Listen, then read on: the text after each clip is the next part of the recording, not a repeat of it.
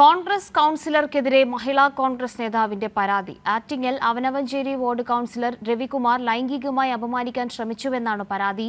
നിരവധി തവണ തന്നെ ഫോണിലൂടെ അശ്ലീലം പറഞ്ഞുവെന്നും മഹിളാ കോൺഗ്രസ് നേതാവ് പറഞ്ഞു.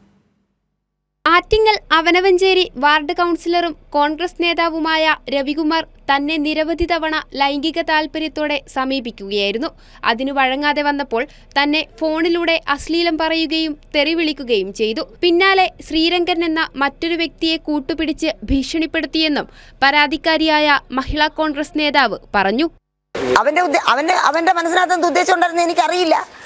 ഞാൻ അവനെ ആ രീതിയിൽ കണ്ടിട്ടില്ല. ഞാൻ അവനെ കണ്ടിട്ടില്ല. ഞാൻ കടയുടെ അകത്ത് പോയിരുന്നു. അവിടെ ആളില്ലാത്ത സമയത്ത് തന്നെ വിളിച്ചിട്ടുണ്ട്. ഞാൻ പോയിട്ടുണ്ട്. പക്ഷെ ഇങ്ങനെയൊക്കെയുള്ള ദുരുദ്ദേശത്തിലാണ് വിളിച്ചിട്ടുണ്ടെന്നുള്ളത് എനിക്കറിയില്ല. 5 മണിക്ക് ശേഷം അവിടെ നിന്ന് അവൻ്റെ അച്ഛനൊക്കെ 5-5:30 ആകുമ്പോൾ പോകും. ഞാനിങ്ങനെ അതുവഴി പോകാൻ വിളിക്കും, ആൻറ്റി എന്നൊക്കെ വിളിക്കുക, സംസാരിക്കുക. പക്ഷെ ഈ ലക്ഷ്യം വേറെ ഉണ്ടെന്നുള്ളത് എനിക്കറിയില്ലായിരുന്നു. അപ്പോൾ ആ ലക്ഷ്യം നിറവേറ്റാതെ വന്നപ്പോൾ എന്നാൽ എവിടെ ഇനി ഒന്ന് കാണുക എന്നുള്ള ആ ഒരു ഇതാണ് ഇവരിവിടെ വരുത്തി കൂട്ടിയത്.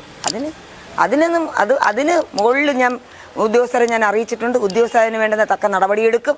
ആ നടപടിയിലേക്ക് ഞാൻ മുന്നോട്ട് പോകും. അതിൽ നിന്ന് ഞാൻ 1 ഇഞ്ച് പോലും, കാരണം എന്നെ അപമാനക്കേട് വരുത്തിയ അവരുടെ മുന്നിൽ ഒരു കാരണവശാലും ഞാൻ ഇനി ഒഴിഞ്ഞ് മുന്നോട്ട് പോകാൻ തയ്യാറല്ല.